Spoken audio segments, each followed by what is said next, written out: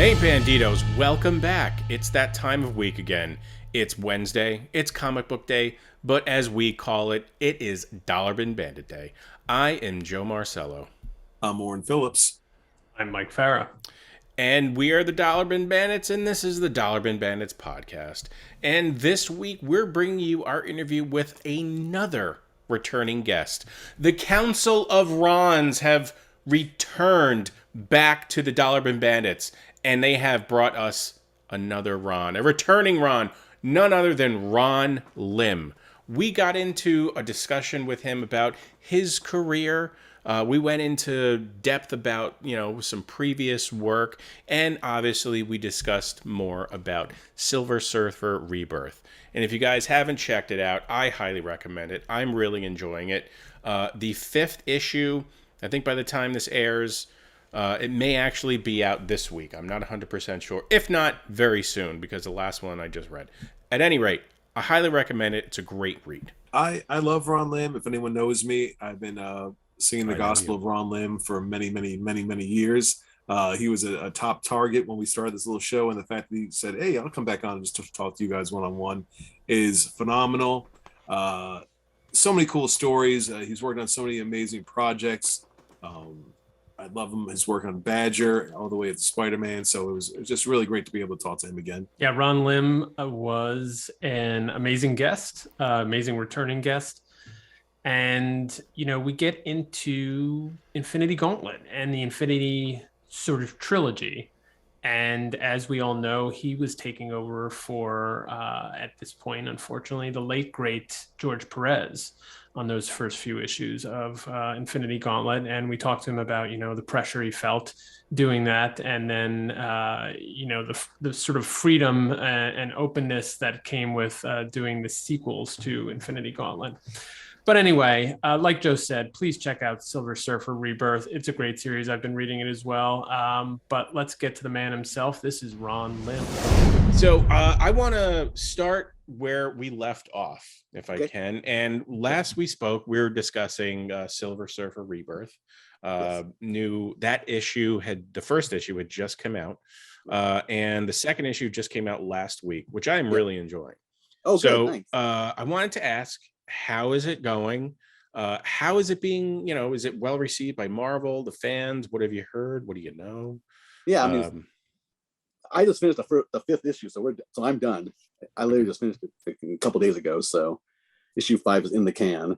And reactions have been super good. I mean, everyone I've spoken to they said they've been enjoying it. Of course, they're saying it to me, so what are they going to say? If you're taking notes. I just know. I guess it did well because we're getting a second printing for the first issue, so that's pretty cool. Oh, that's great. Yeah. I really enjoyed it. It's it really is like a fast read, and all of a sudden when you get through it, you're like, oh wait, it's done already. So that's how I kind of find, that's what I judge a good story is when you read through it and then all of a sudden, it's over and you're right. You're disappointed. Well, Ron's story was so great. It's just total blast to draw. So yeah. Oh, and the artwork is absolutely fabulous. Oh, thanks. I wanted to ask, and I know we have we usually have an order, but since we are discussing Silver Surfer Rebirth, I wanted to ask, in terms of the character and your artwork and approach to him, has there ever been anything you wanted to do a little bit differently, maybe try just to, I don't know, mix it up? Because, the Silver Surfer, as cool as a character, I mean, there's silver and he's got, his form. And that's, and I don't, he's changed a little, he's had his moments where things have changed here and there. But has there ever been any time where you wanted to maybe do something a little different with him? Not really. I mean, there's not much we can really change on him, I mean, without making it like a completely, his shorts is the only thing that really come and go, right? His shorts and the fin on the board. I like the fin on the board, and I'm not sure who put that on. I think maybe Marshall Rogers added that to it, I think. But yeah, I like that visual look. But yeah, I mean, the only thing I want to do is make him look as shiny as I could on the page, and that was basically it. Got it. Yeah. Cool. The name is basically the descriptor, right? I mean, Yeah. how do you make a Silver Surfer without making a Silver Surfer? Let's change his color. But Hey, can't do put him in that. some clothes. That'd be cool. Yeah. That'd be different. That's true. A nice flannel. Put him in a satin jacket, really. A onesie. There you go. Oh yeah. Why didn't we think of that? I'm the Herald of Galactus, guys. In that outfit? No. So I want to jump way back to the days of Ex Mutants. Oh, A true. That's way back. What's so cool about it? It was a true independent book. Like you guys weren't affiliated with First, you weren't affiliated with Epic, any other publishers. You guys were hustling to get this thing across the country, and you managed to get 2 years out of it. Yeah. What was that experience like working on such a true independent? It was pretty wild because I was in college at the time, and so yeah, it was the first like real comic job I got. I did a smaller book that no one saw. That it was like I think it was mainly local, I think, but this one was the first one I got across the whole country, and so it was weird because I wasn't, because like the people that were working with my editors and stuff, for some reason they came to town and then they came over and then we actually hung out, and that's the first time I ever like was working with people that I was actually hanging out with. I mean, it's like usually it's like I was trying to get into Marvel and First and all that kind of stuff. So I mean, I'd deal with people over the phone or the conventions. So yeah, it was definitely an interesting thing. And then the fact that it took off, that black and white boom was pretty amazing. Yeah, that was pretty cool. How'd you feel? What lessons did you learn about yourself as an artist in those days working on that book? Probably the biggest thing is that I was able to meet a deadline. Because up until that point, I'd done things here and there, but like I said, nothing major. So I mean, this was the first book that went on past 2 issues, and so I could actually test to see if I could continue the monthly grind. So yeah, that was probably the most important thing I learned from doing that book. Now, did First come to you while you were doing that, or did you go to First about Badger? Oh gosh, I don't remember how I got the Badger. Let me think. I think they contacted me. Okay. Because I think I think I met them at a convention maybe. Oh. Yeah. One of the editors, and then gave them contact info, and then they contacted me after that. Okay. Because when you jumped in Badger, I mean, Steve Rude was doing it for a while. He leaves. I think they had a couple people, then you came in, and I thought your art just fit like a glove. Oh, thanks. Because it captured the madness of the character so well. But I gotta ask, would you ever get some of these stories? I mean, you had a blue ox, you had a weather wizard, you had all sorts of crazy things going on. Just say Marvin as a nun, right? Like, how am I going to draw all this and make it just make somewhat sense? Yeah, Mike Barron's script was hilarious. I mean, he didn't write it out; he actually draws it out, like almost like stick figures, kind of, and then he put the word balloons in. So it was pretty wild. I'd never worked that way before, so I was kind of like thrown off. I was like, "Whoa, am I supposed to just work off this?" And he's like, "Yeah, man, you have a kung fu fighting kangaroo in the first issue." I'm like, "Cool, man." So yeah, it was fun. It was definitely a different experience than working on like Ex Mutants for sure. Yeah, and I've been reading Mike's stuff for years, so I was a big fan of Mike. So and still am. And so being able to work with him was a joy. So yeah, that was cool. I would say, what's it like, as a young artist, and then you get to work with someone who you've been reading? It was pretty wild. I mean, I didn't know what to do actually, because that was the first. He's probably the first major name that I worked with. Yeah, and he was very helpful too, because we would talk on the phone and he'd give me a lot of kind of tips and stuff like that. So that was really good. And then I'm a huge kung fu movie fan, so I love that stuff. So any chance to draw martial arts stuff, I always jump on. So for me, I was like, I'm in, that. And plus he's crazy. Crazy kung fu guy. Can't pass that up. Did you get any tips and pointers from the editors, the art director, and stuff like that about your art that helped you through your career? You know what? From First, I don't think I got much feedback. I got more feedback from Mike. Okay. I want to see if I got this right, because I sort of read a little bit about the chronology and how you sort of started working on that and then continued. Right. So you were on Silver Surfer, right? Yes. Yeah. You did at some point at this during that run, you did Thanos Quest, right? Right. Yeah. Yeah. And then I guess Starlin pitched the idea for Infinity Gauntlet as being a big crossover event. Right. But in weird sort of Hollywood style, this really struck me as like a Hollywood thing to do. They're like, we need a name. For some reason, Superstar. Ron Yeah, Lim, yeah. who's been doing amazing work already. No, we got to get someone else. So Well, they yeah. brought in George Perez, right? Right, Which, right. George Perez is George Perez. He's great. You can't argue with that. I mean, Yeah, that's true. But then, at some point, and maybe you could tell a little bit more about the context, George decided he's not, or has some other work, or is not enjoying the storyline, and you're brought back on. If you could add a little bit of context, like how did that all work out? And then even though you knew George was on there, was it still sort of a little daunting to take over from? Oh, yeah, him? for sure. Yeah. So what happened was, me and Jim worked on Surfer, did Thanos quest leading into all this stuff, right? And so when George took over the book, the Gauntlet stuff, I was like, I can read it as a reader. That'll be great, right? So that'll be cool. But and I didn't learn this until like 2 years ago at this convention in Hawaii. We were all together for the first time we've been all together to do a signing, and we finally asked him what was the reason why you quit the Gauntlet. And even Jim didn't know, I don't think. And so he just, because he was working on that Wonder Woman at the same time, that thing. He's writing the whole thing and drawing the whole thing. And so I guess he decided it was just too much, and he just wanted to focus on one thing. And I think he was just probably more invested in Wonder Woman since he was writing it as well. So he just decided he had to leave. So then they said, since I was working on the book already, they figured, let me finish what I started. So there you go. It was daunting though. I mean, I was nervous as all get out, because following George is impossible. I mean, he's one of my heroes. I mean, he's one of the guys I grew up emulating, and I love all his stuff. And so having to follow him and something like this, I was like, all right. I guess.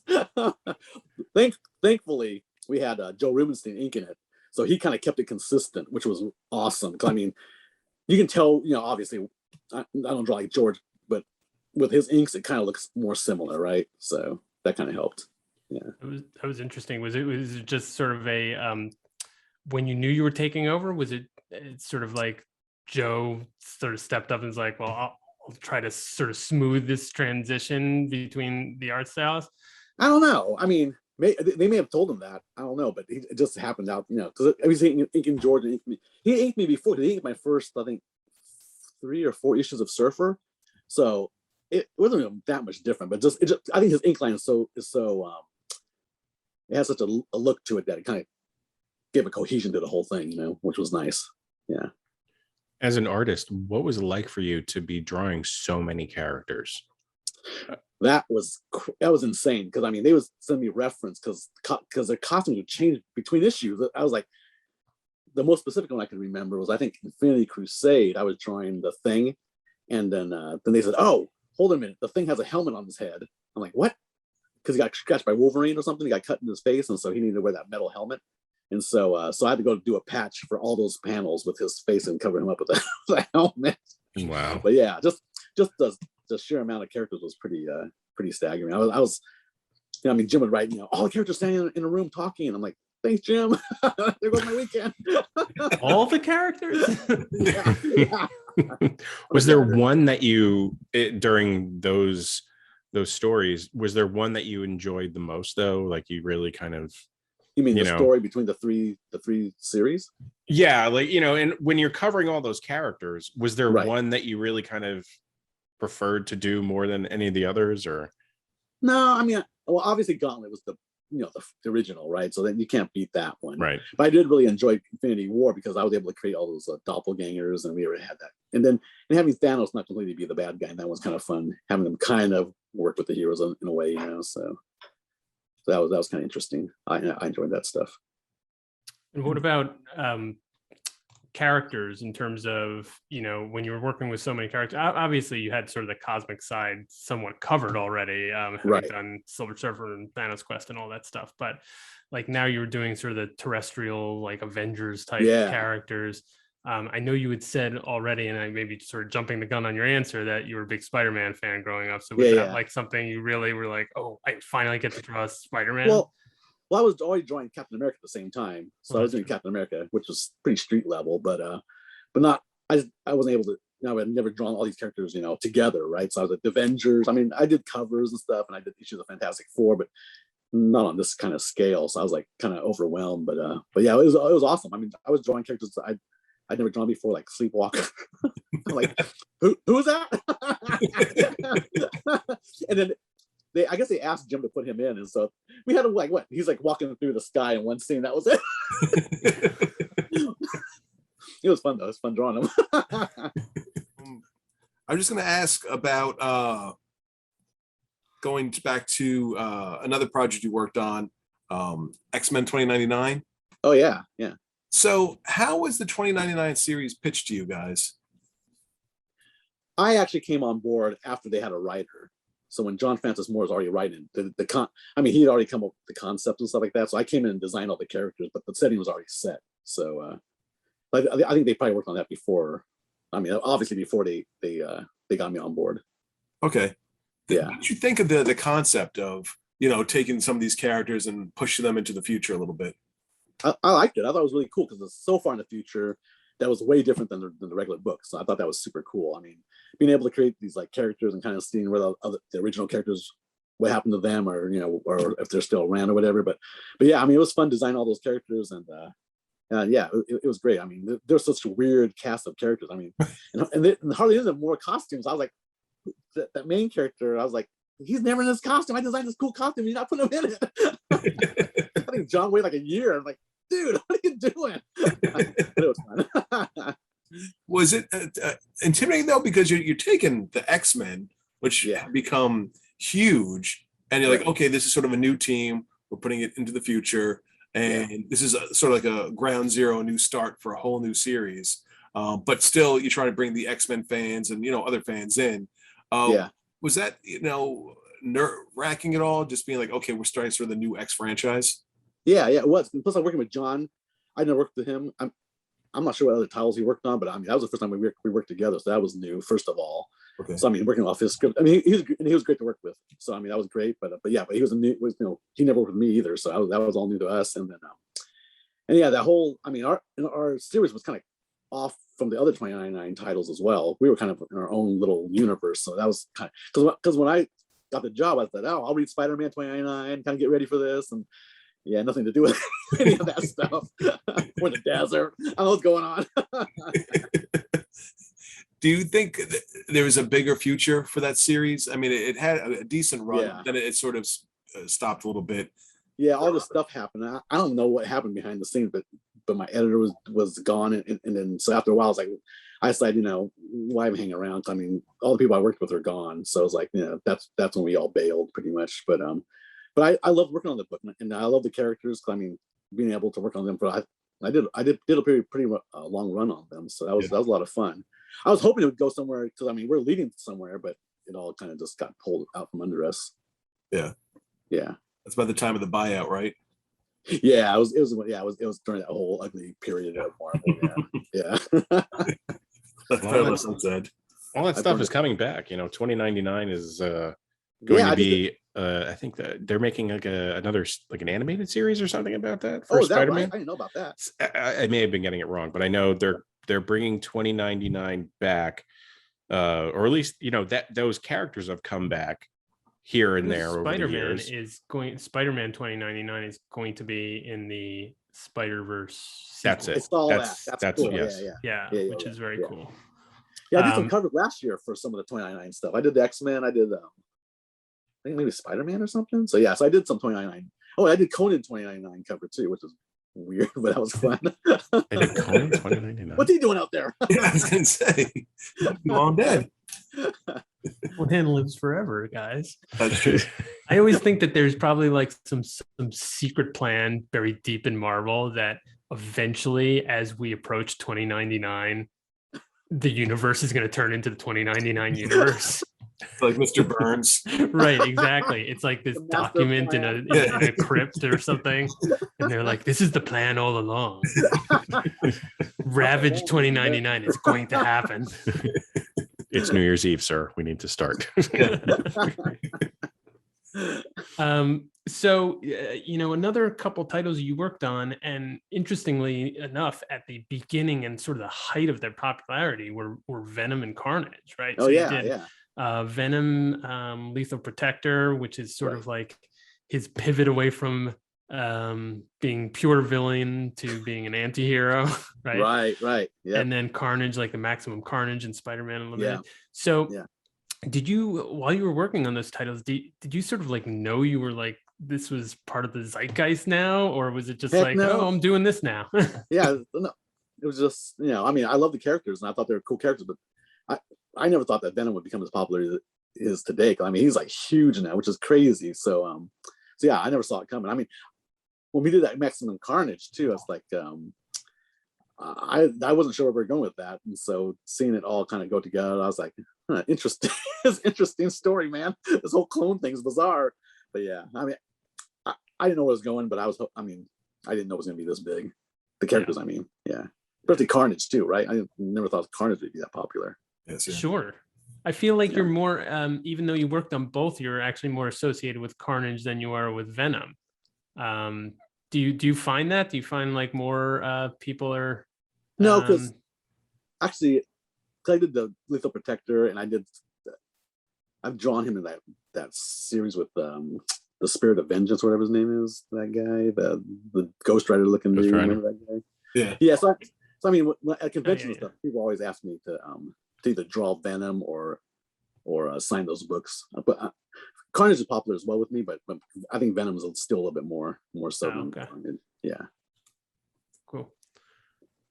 And then another book you worked on, Captain America, which you mentioned earlier, which is a cornerstone book of the whole franchise. Right.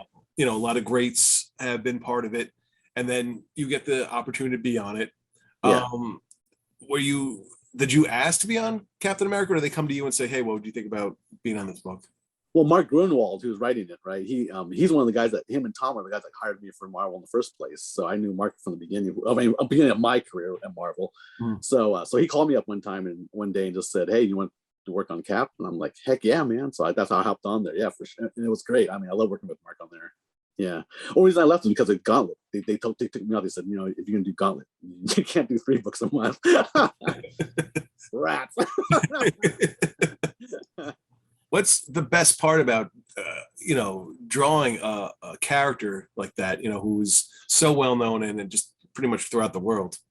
Right.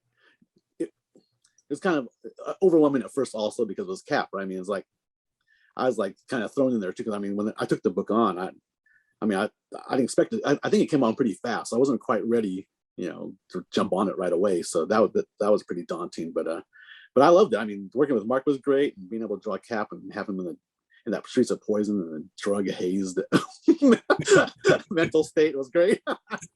Beating up Daredevil. That was pretty fresh. Yeah, that was fun. Do you think it's kind of strange, but working on Badger with so much action and motion, which I think you capture so well, helped you with Captain America when there are so many, fight scenes, more hand-to-hand combat things that you had to draw? Yeah, well, like I said, I'm a huge martial arts movie fan, so I've been watching those things. I was obsessed back then, especially. I was even more so than now. I was obsessed with those movies. So I watched all that stuff: Jet Li, Jackie Chan, Bruce Lee. So I mean, I always wanted to do that in comics, always. But in comics we have 22 pages to do the story, so you can't devote that many pages or panels to fight scenes. So whenever I got a chance to do any kind of more elaborate choreography, I was like totally into it. So that was a lot of fun. Yeah, makes sense. Like, cut me loose, man. So I want to discuss your style, and what I appreciate about it is that it has a very clean look to it. And when the 90s roll around and everyone is kind of ratcheting up the style a bit to be more extreme, this, extreme, that, everyone's getting kind of douchey, for lack of a better term, all over the place. Yeah. Did you feel the need that you had to adapt or change your style at all to kind of, I don't know, change with the times or something? You know what? No one at Marvel or DC ever asked me to change my style at all. So I mean, so I had no pressure to do that at all. So I just drew things like I always did. I mean, of course, if the characters, like if they asked me to draw X-Force, then I had to draw them in the way they're designed, of course. So then I had to add in all those pouches. But other than that, yeah, they pretty much left me alone. Otherwise, yeah. No, that's interesting, because I see a lot of people who obviously just over the course of time, their styles change. They want to try new and different things. Right. And you have certain people like, look, this is what I do. This is my thing. Right. I'm sticking to it. So I can appreciate that. So sorry. And much like sort of 2099, you also, dip your toe into the waters of MC2, or more than toe. Yeah. You did a couple titles on that as well. What was that experience like? So it was basically Tom DeFalco's, brainchild, right? Yeah. And how did he pitch that to you? Well, at that time he pitched it as like doing like, comics for younger readers, not young readers, but just younger, like more like the old school Marvel stuff, I would think, so that was what he was telling me. He was trying to, that was his angle going in there, which I thought was great. I mean, it's like, because it was more of a simple kind of, not so, what do you call it, psychological kind of stuff going on, you know what I mean? It's like more straightforward comics like the old Marvel stuff. So I mean, with J2, we kind of went for even more of a comedic kind of tone, which was kind of fun because I'd never done that before. So that was fun. And then with Wild Thing, they put Larry Hama on there, which was great. I had not worked with him before, so that was awesome. So yeah. And then unfortunately, they canceled issue 5 by issue 5. And I had issue 6 in the can. It was done. And then to this day, I have the pencil somewhere. It was a finished issue, just never inked and just never finished up. And it's so interesting, you brought up Larry Hama, and you've worked with a number of great writers. Do they all have their sort of different quirks and styles? Like, what is Jim Starlin compared to Larry Hama, let's say? Yeah, they're all different. Gosh, Larry's scripts were well, Jim Starlin writes full scripts, so his stuff is all panel by panel breakdown for me, and then he lays it out kind of, so I know what's going on. He has dialogue in there like that. Whereas Larry, I think Larry did plot. I think it's been so long, I don't remember now. I mean, on Tom DeFalco, I think Larry, because they're more old school guys, right? So they did the Marvel plot style, which was a lot of fun. Because that really leaves it open for more, for me to just do whatever I want, basically. Because there's literally no description of panel layouts or anything like that. So that was cool. But they're all different. I mean, like then Chris Claremont, working with him was great, but his scripts were like so dense that I would have to cut some stuff out sometimes. And my editor would tell me, just leave something out. It's too much. And I'm like, well, I don't want to leave anything out, but I had to cut some stuff, just incidental stuff, just nothing that was important. And do you find like you work, or you prefer this sort of Marvel style where you're more of a storyteller compared to the full scripts where you're a little bit more maybe constrained? No, I enjoy both of them. I mean, they're different. If I had to stick with one or the other, that'd be one thing. But since I can do both, I enjoy both styles. And really, it's more the writer's style, how they write, that affects my like layouts and how I tell a story. So that doesn't really matter to me. They both have very flexible. The plot is gives me more, like you said, more stuff to play with, and visually, right? I can lay out however I want, whatever. But with the scripts, I have the dialogues. That helps me in terms of like, with how the characters are acting, what they're saying. Because with the plots, I don't always get that. So sometimes it's like they have to fit it to my pencil, I guess. So that's a little different. Cool. Here's one maybe you don't get asked about, but that's working on Xena for Tops. Yeah. Wow.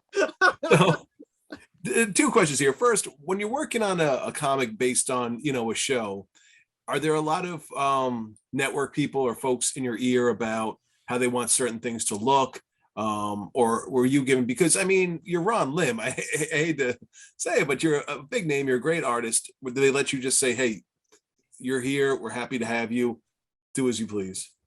It all depends on the project. Some of the times I worked on stuff where they're really picky, and then they'll come back for a lot of revisions. But on Xena, and I did that. What's the movie I did? Some Dragonheart I did for Tops also. Yeah.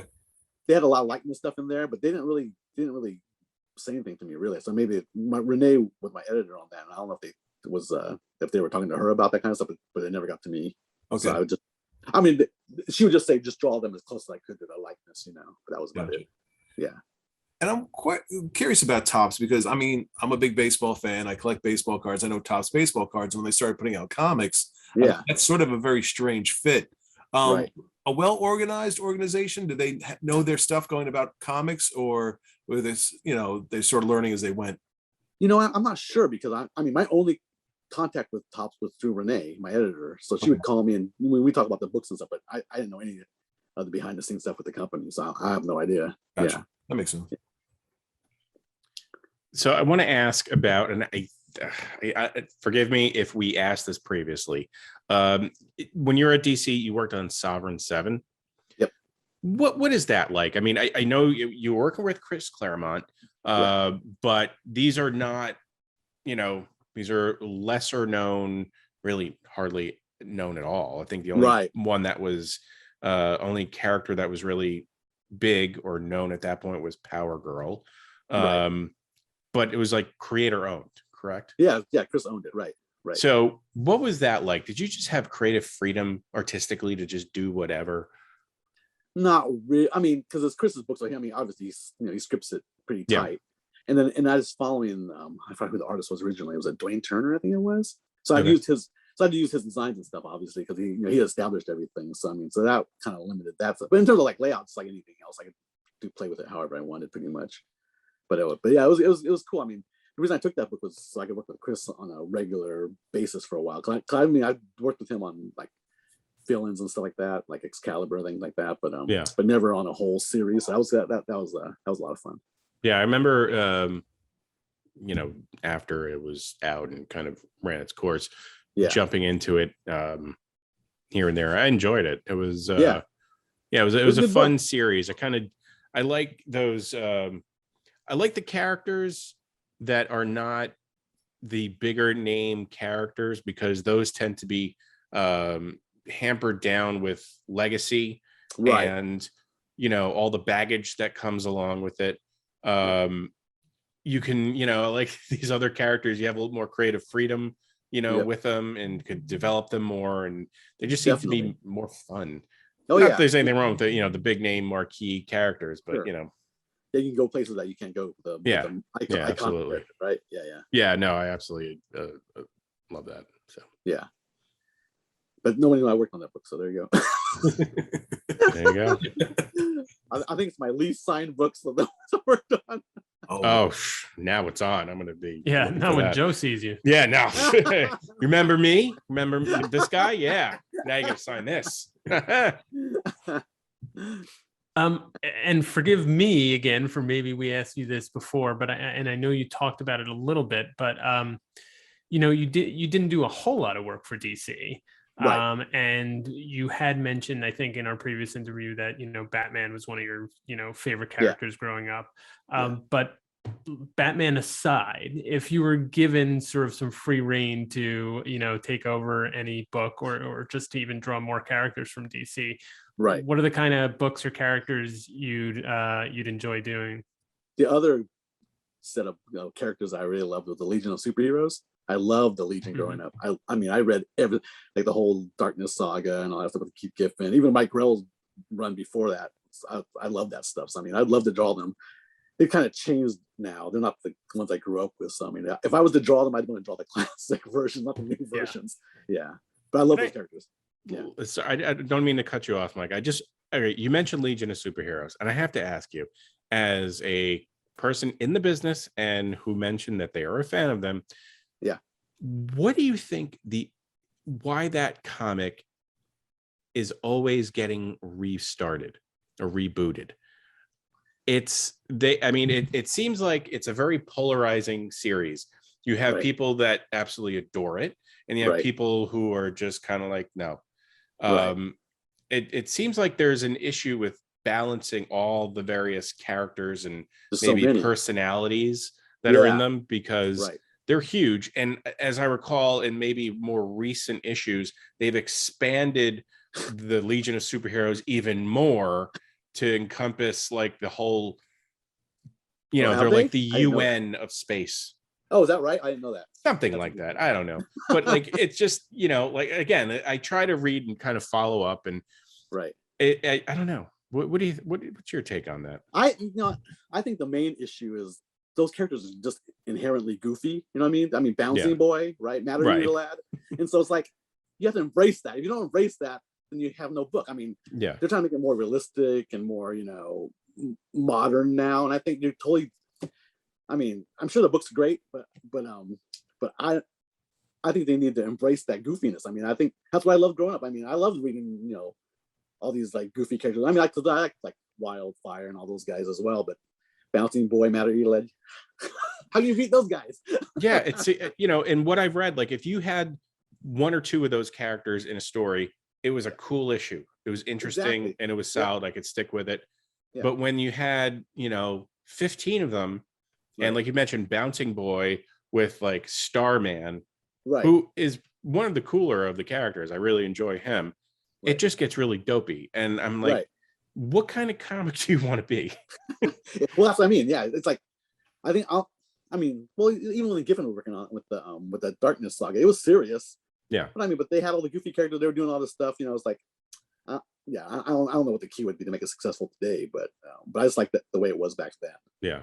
Yeah. I just always remember it seemed like at least in a lot of the older issues, the cover was always like the Legion of Superheroes in some type of tribunal type desk with Superboy in the middle getting berated about something. I'm like, you guys can't draw anything else? Sorry. I missed that issue. I get old. There's a little salt. I don't remember that issue, man. Oren doesn't like Jimmy Olsen. I don't like the Legion of Superheroes. Yeah. There are. Jimmy Olsen could join the Legion. That's right. He's got a Legion ring. Yeah. Yeah. Worlds collide there. And then he has a Superman ring for his buddy, right? His pal Superman. Don't get me started on Did you hear my watch, Superman? Did you hear it? It's beeping. My memory of Legion, and I don't have as extensive a background in it, but from what I remember, it seems like exactly the type of book you would be great on. Not only sort of like the cosmic, the cosmic angle, right? Because obviously you're science fiction, you're steeped in that, right? The science fiction, but then just that really straight ahead kind of superhero action. Again, embracing the goofiness, because how are you gonna try to like seriously explain away Matter Eater Lad's powers? Well, that's the thing. Like if it had the tone of the like Justice League International or like that, I think it would be an absolute home run. Exactly. You're right. That's right. But I don't. All right. What do we know? I said my piece. Sorry. But yeah. Long Legion forever. So we talked a little bit about your collaborations with writers, and I wanted to know a little bit more about your collaborations with inkers. I mean, you mentioned Joe Rubenstein. Who are your other favorite inkers? And it's a sort of second part of that question is, what do you think?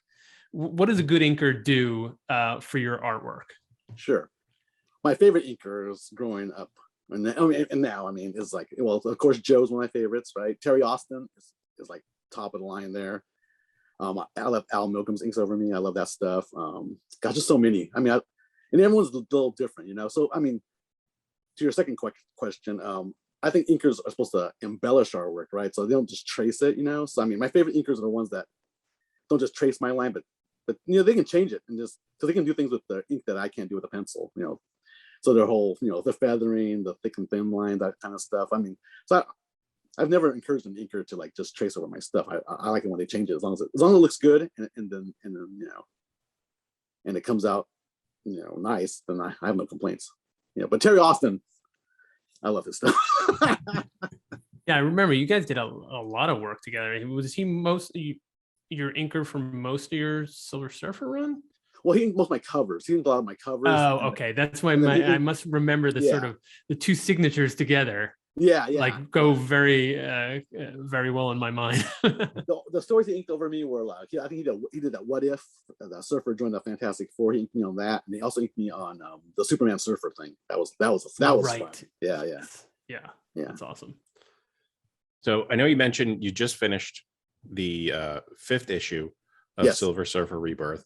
What is next for you that you can discuss? Yeah, there's stuff I'm working on, but mainly more covers and stuff like that right now, and just a little break because that was a pretty busy few months working on this. So that was a lot of fun. But yeah, so we have some stuff that we can't announce yet, maybe, but just some covers and coming up as well, some more variant covers, that kind of thing. So yeah. Working towards the 2099 future in the back room. It's gonna happen. You said too much, Mike. 2099, you're gonna see. All the characters are going that way. Your internet's gonna cut out, Mike, if you keep that up. I know. Permanently. I'm talking secret stuff. Well, Ron, I wanted to thank you for your time again. My pleasure. So cool talking to you again. And definitely. being able to really kind of delve into your background, it's been really fun, and we really appreciate it. Thanks. for having me. Where Yeah. can everyone kind of I know we probably discussed it previously, but again, where can people follow you and check out your work? I don't have a whole lot of social media stuff, but I have a Facebook page, fan page, so just a Ron Lim fan page on Facebook, and also my website, which I never update, is ronlimart.com. I'll update that one of these days. Now that we're going to Sounds send good. so much traffic your way, Oh yeah, I better check it out gonna today. crash better get that site. ready. Well, thank you so much, Ron. We really Yeah. appreciate Oh, It's thank been you great. guys. No, all your thanks. This is insights always and fun. having you on. Yeah, Thanks so much. and keep up the great work, man. I'm really thanks. liking Silver Surfer Rebirth. So Awesome. Yeah. I appreciate that. Thanks. Excellent.